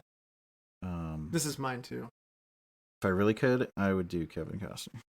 Oh, that would be so much fun. Costner liked this, by the way, so he was did cool. He? He was cool with them making fun of him, so he has a sense of humor about himself, at least. Yeah. I'm going to follow suit with you and follow you up. For Matthew Porretta as Will Scarlett, Will Scarlett O'Hara. I think you could still get Johnny Depp in here, and like, this is kind of Benny and June era where he is like he can be physically funny and stuff like that. This is before he goes all dark. Like, this is also before he's done Jack Sparrow. I think maybe we could get Depp in here. Yeah, and I think Mel Brooks has the clout to get him in here, so, for a small part. Now, Chad, who are you recasting? I praised Roger Rees, but I can't help but think, what if we got Alan Rickman? Like, he was the best part of that. So put him here. He's the best part. It'd be fun. I wouldn't mind just getting. I like both of your sentiments of getting the original source materials. Like, get them in there. I think his answer of Rickman is better. I would mean, love to see Rickman in this. He would have been great in this movie. He doesn't even have to be the sheriff. Like, He could have just been anything. be in it. Yeah. And like, he could have been one of the villagers and like, cursing the Right. sheriff. I was like, you're a bad sheriff. Like, something like that would go a long way. Yeah. Of like, and I also, he hadn't done Harry Potter yet, but I also his Snape thing. Exactly. I can't not picture like Alan Rickman saying things without also going Mr. Potter. Mr. Potter. Like it's ingrained. Like anyway, I would think that he would have gone to restaurants. He's dead now, but like I'll have the ham, Mr. Potter. So, all right, best shot. This is not necessarily the cinematic piece of the century, but what is your best shot? I kind of want to say the arrow shot. The beginning, in like the beginning. it actually is That's legitimately good. As far as like a cinematic film part. You're not picking the camera going through the stained glass window. That would have been a good one. Chad, how about you? What's your best shot of the movie? I think just the reaction shot to the little circumcision guillotine. Like they cut away to the rest of the merry men, and just all of them were making great facial expressions of like, never mind. I forgot I already had one. That was awesome. And then like Brooks is like, I think I need to get a younger demographic. Yeah. That definitely I didn't get until this time watching it. Oh man. Yeah, that is great. I also didn't get the Fagelans? No, we're straight. Yeah. Yeah, the number of tight jokes in this are outstanding too. My best shot, you mentioned it before with the Austin Powers gag of when Cary Elwes and Amy Yasbeck are singing with each other, and it looks like they're about to get intimate, and everybody's gathering popcorn and just perving out and watching this and rooting Robin on, and then they're all very disappointed when the curtain comes down. Good perspective, good joke, and good silhouette work. Really funny. Good lighting. Mm-hmm. If I could change my answer, I might actually go with the dominoes scene in terms of I don't know, difficulty of shot. I guess it seems like the tricky shot to get, like a cinematically. Actually, that is one of the tougher moments. That's a really good choice, and it's also funny too. Like anytime how you shoot something makes a comedy funnier. That's always great.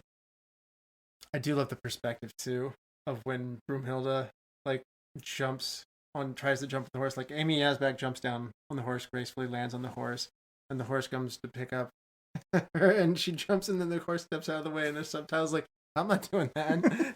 It's like again, you kind of know it's coming, and it makes it somehow better that they just it's like set it up, they telegraph it, and then they just swish 3-pointer. Like it's Chad, you don't look happy with that one. We are two ships passing in the night for this type of comedy. Oh man. That does not work for me. Okay. That makes me happy with how it was shot anyway. So best scene though, this is extremely difficult for me. How about you, Curt? Oh, it's extremely difficult. I really liked that Richard, his delivery with the "tell me bad news" in a good way. I think when I was a kid, I just loved that so much that I'm gonna honor my childhood self and pick that as the. That's great. How about you, Chad? What's your best scene in this movie? You guys talked about it a lot, but what I didn't hear was the Dave Chappelle portion of the Little John fight. I love the look of Little John, by the way. I think he does the best job. Kramer's his last name. The fact Dave Chappelle interrupts the middle of it, and it's just like, I'm on the east side, I'm on the west side. And then we take it one step further, and Little John starts drowning in 2 inches of water. It was all very Monty Python-esque. He's like, I can't swim, and he's like, he could just stand up, and like it's a little tiny creek. It's so funny. In the movie making, they heated the water for him. So I did see that. I thought that was a ridiculous measure. It's like, how cold is it that you can't be in it for 2 seconds? I know, it's like, and it's literally like 1 to 2 inches of water. You know, like he had to try to make the water splash. He sells it really well though. He's so like his facial expressions on there is outstanding. I think I had that actually. Chad is mine. The battle with Little John is outstanding. It's joke heavy and it's physically funny. This was mine as well. But I'm gonna give Curt's choice for the court scene, like when he enters in with Prince John and the Sheriff Rottingham drops a pig on there, and all the dominoes go in. You get some action in there. You get to see him flirting with Maid Marian, and then Prince John's doing a great job of being a total like wimpy goober, and like I love the Sheriff of Rottingham being made a fool of. You know, like he smacks him like with a leather glove. He takes like an gauntlet and like slaps him in the face with it. I mean, yeah, this is a good time in here too. So this might be my runner-up. Although the archery contest, not necessarily only the Patriot that makes Chad sad. The whole thing, like with Achu, Blinken, and everybody and sneaking in, and you know everything. You know, I like the Arsenio Hall and the Atlanta Braves chop, like the it's all working for me. Now, best wardrobe or makeup moment. Many of the things going here serve the gag well. I don't know that they're going for period accuracy, but what is your best wardrobe or makeup moment? Well, I mean, we've talked about it before, but Latrine's makeup and costume are pretty outstanding. Did you see the almonds she makes too, by the way? The what? The almonds she makes are like she makes a concoction and hands it to him. Oh. It's like eyeballs and stuff. She's handing him a lifesaver in the end. Oh, is he? It's just like a mint lifesaver, yeah. Oh, man. It's nasty. She is too. I love it. It's fun to see her. Fun to see her behind the stages, like when she's not in character, just like Tracey Ullman in makeup talking, because she looks like she's having such a good time. That's cool. Chad, how about you? Best wardrobe or makeup moment? Mole. Moly. Moly. Oh, that's brilliant. Wait, there's a mole in the movie? I love that one as well. I'm going to have a little shout out here. We talked about Broomhilda also. Megan Cavanagh, for auditions, said that she came to the audition dressed as Broomhilda. Oh, really? And like, you're not supposed to do that. Like that's not a very Hollywood thing to do. Oh, and like, she went full out committed to it. She stuffed herself to make herself like bigger. And someone had said, go with the German. So she leaned into this thing hard and committed hard in her audition. And she said, I wrote a bad check that I couldn't pay for like some of the costume stuff, and luckily I got the role. I got money later, and like it wasn't gonna like totally bounce on me, but like so this was a good thing for her career, herself, and Brooks loved that she did it. Like Brooks was like oh yeah, like this is the kind of person I want in here. That's cool. You're committed to this, and like I want you on my team.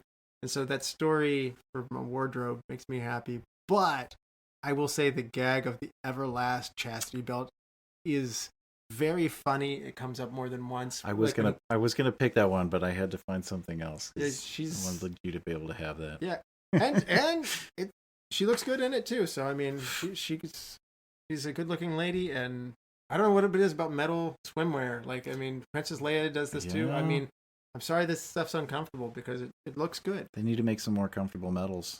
They do. Really need to get on that. Yeah. Work on that. Fashion designers. Metallurgists.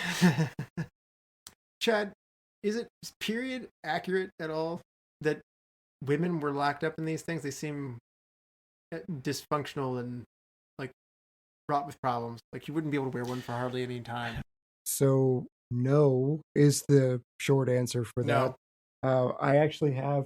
This was part of my graduate school work. It was called to some extent. It was called Devices and Desires, and it was all about controlling women's sexualities and the various devices and things that were marketed by men to women. There's a lot of harmful things because we were not great at understanding female anatomy, but things to suppress women's sexuality. And there were chastity belts and other things that were like this, but not like the movie. Okay. Because you cannot use the bathroom in that. No. Yeah, it seems humorously dysfunctional. All right. Well, then I think we might get into Change One Thing, Curt. I'm going to say they kind of embraced the musical, but the musicals didn't really. They were more like expositions. Yeah. That were kind of outside of the plot of the movie. Oh, you want them to convey the plot more? Yeah, I think they should have leaned into it and done like a ridiculous singing sword fight. Okay. Yeah. Do you want a singing sword fight, Chad? I do not know. I didn't think you would. All right. Well, then, Chad, how about you? Change one thing for us. Is it going to be the Patriot Hero? No, I'm going to make Oh. Dustin happy by making this movie shorter. Is it long? Yes. Yeah, it's like an hour and 45 minutes. It's And the it does. fastest 1 hour 45 ever. Go ahead. Though. I felt it during the Godfather scene. It goes on way, way, way too long. It's Charlie and the Lizard is funny. We don't then need the lizard pooping on him and having that whole thing. And then the making fun of the other dude for his speech impediment or whatever it That's is. so funny. Like, He's so good. Because he took his tongue. There's something to cut out because that whole scene takes like 12 minutes. And make It's this just too sound. long. You They are not. You can't do it. Yeah, they are not integral to the plot. Okay. All right. That's a painful cut, Chad. I'm gonna add some things in there, and I think you guys kind of touched on. You wanted Rickman and Costner in here. I really like that. I might even like it better than mine. I just like to see familiar faces. Dom DeLuise popping in here from old Mel Brooks content. A little bit of connection. He does a little bit more of this overlapping, and like you said, the execution guards there. I wouldn't mind seeing like a Terry Garr from Young Frankenstein, or Rick Moranis, or Bill Pullman. Like I want to, just bring some of your old buddies back. Marty, I think Marty Feldman's unfortunately not around at this point. So, but the point is, I want to see some of his favorite people still coming back in and entering here. So it would have been great to see some familiar faces. Yeah. Oh, I did think of one. I would have wanted them to bring in Inigo Montoya. It's like a Mandy background Patinkin. character. Yeah. See, Yeah, all they of would have the- been so good. All of these, just like it's gonna be one line, and it's Yeah. still gonna be worth its weight. You could have in like gold. walked through the background or something. Or like you could have had Robin Wright in there too, instead of like Amy Yasbeck. Like I read you the wrong maiden or something like that, and that because it's Cary, still like that's really Right? really like I'm pretty sure when I was a kid, I thought it was the same girl with just red hair as Buttercup. Like, I almost thought this was like a sequel to Princess Bride or something. I saw Princess Bride after this, believe it or not. Like Mm. I got to Princess Bride way late. I felt betrayed. I was like, how has nobody said you need to watch Princess Bride? Like I look like my parents didn't know it. It's Like, a terrible somehow- title to It's a pitch shame. to a teenage boy. Yeah, the title doesn't lead to the. It gets stuck like next to or like other bride like Runaway movies like Bride, Runaway yeah. Bride or I mean, Mary wanted Grant to watch it pretty badly. I got it for Christmas, and she's like, "Let's all watch this because there's no reason you can't. And you will have fun with it." And it's honestly probably true. Like he probably would like it. He was hard no. Like he's like no, I don't want to watch that. Oh, Like before he like, saw it, he didn't want to watch. he wouldn't give it. He wouldn't even give it the try? fair shake. It was like the opening scene, like they were on the pirate boat, and he's just like, "This movie, I'm not gonna watch this. I don't want to watch this movie." And I'm like, I was just like, let's just wait. Let's just we'll give this a try. I mean, it's almost like if we won't even mention it. Like, just don't bring it up for like a year, and we'll try again. it just sucks when you try to force them and they just put up a wall, and it's like you're not getting through there on your own. Right. Even if it's something I think that was good they would parenting on love. Mary's part. I think it was responsible parenting. Mm. I didn't get this put into my hands, and I had to find it, like you said, Chad, like on cable TV. I just came in. There were large rats, and all of this was like, well, what is this? I don't think the new generation. You have to make a deliberate choice of what to choose. I think the rewarding. What is the cable television shoved on my like TV screen, and there I have no other choices. The stumbling into something seems unlikely unless you walk into like your dorm room and your roommates are watching something. Like I don't. Or you get it on a meme. I feel like some of the memes are preserving our older culture. Maybe. When I watched The Matrix with Caden for the first time, as soon as we there were so many lines where Caden was just like, guns, lots of guns. and she's like, I didn't know that's what this movie that was from. And it was kind of cool. It was like 3 or 4 times at least that happened. Netflix needs to get a setting that says just drop a random show in. So if you're scrolling, I think Netflix should just say, I'm going to just start playing something about roughly 30 minutes. Users will love that. well, spouses are arguing about not that. We're just going to go ahead and start playing something. Or maybe that'll be the free version of Netflix. It'll just be cable TV. All right. Best quote. There's so much to pick from on this one. We've mentioned a lot of them, but Curt, how about you? What's your best quote? There's one quote that, like, me and my wife, like, it just has always been in our heads. Don't pay no toll. Don't get no tolls. Don't eat no rolls. And it's just like, I don't know why, but that's probably my most quoted line from this movie. It's just like randomly points in life. Like, all right. Kids won't eat their rolls and make some stupid joke about it. All right. How about you, Chad? What's your best quote of this movie? The joke I didn't get the first time. A black sheriff? He's black. And why not? It worked in Blazing Saddles. I figured you were going to pick I Lost. Wait a minute. Let me see the script. That is fantastic. Well, then I will take the one that nobody else has taken that gave Mel Brooks the general idea for the whole thing. Because unlike some other Robin Hoods, I can speak with an English accent. Mm-hmm. As he then looks to the camera. So perfect. I have a second choice. Would be the Hey Blinken. Hey Blinken. Our co-host Brian Fry would quote that one plenty of times. Yeah. He's a fan of that one. We've come full circle, and on a scale of 5 stars, half-star intervals, Curt, what are you going to give Robin Hood Men in Tight? I'm gonna give it what it deserves. 4.5 stars. All right, I love it. Chad, how about you? You're a tough grader here. I'm not tough. I'm giving it 4 stars. I really enjoy it. It's Tough fun grade. time. I just don't hand out 5 stars like you and your candy. Believe it or not, I have this at 4.5 stars. I don't have this at 5. Wow. Maybe I'm starting a little bit slow this year, but you are making me question myself. What is it that's not getting 5 stars? And I think maybe I'm doing the unfair thing where I'm just like, well, maybe I would rank it maybe below Blazing Saddles, Young Frankenstein, and on the Mel Brooks scale, maybe it's not a 5. But if you then open it up to the everybody else scale, it isn't my top 100 comedies. I grin from year to year. My batting average, as you pointed out with like the laughs, you said not all of these work for everybody. And then I said, they kind of do work all for me. Or nobody's going to want them all. You know what, Chad? You talked me into it. Maybe it's a 5. You're right. You make a compelling argument. Weak. Stick to your gumption there. Yeah. Own your 4.5 stars. This isn't the Mel Brooks meter. This is the real world. And movies, we need more of these in the world. We're on a dry spell for comedies. So, Chad, you want to help me pick a movie for next time? I would like to have you pick this movie again because, dear listeners, if you listen to Great Train Robbery, we're going to hit you with the same short list. We tried this over the holidays. Things happen. Stuff gets delayed. We're going back to this 80s techno horror.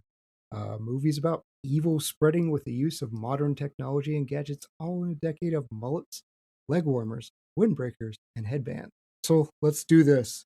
Option number 1, Altered States from 1980. A physiologist experiments with drugs and sensory deprivation tanks and has visions he believes are genetic memories. Or option 2, Videodrome from 1983. Programmer at a Toronto TV station that specializes in adult entertainment searches for the producers of a dangerous and bizarre broadcast. Or option 3, Scanners from 1981. Scientist trains a man with an advanced telepathic ability called scanning to stop a dangerous scanner with extraordinary psychic power from waging war against non-scanners. What's it going to be? Well, it's the second time I picked this because I picked this before, just to let everybody know I wasn't being flaky. I'm still picking Videodrome. Pittsburgh connection. Yeah, I'm still curious to see what Cronenberg has to offer. I'd love The Fly. I like The Brood, and I want to see more from Cronenberg. So let's do it. Yeah, this is my constant refrain as when we cover David Lynch. I'd rather we didn't. And so I am not going to be on this episode. But sounds like a good time for everybody but me. I'll enjoy listening to it. All right. Well, thank you, Curt, for coming on. We had a blast with you again. Thanks for having me once again. I had a great time. Yeah, thank you. Taking the long journey. Yes. And recording pretty much. And it was almost right rainy Christmas. outside. Yeah. I mean, my shoes almost got wet.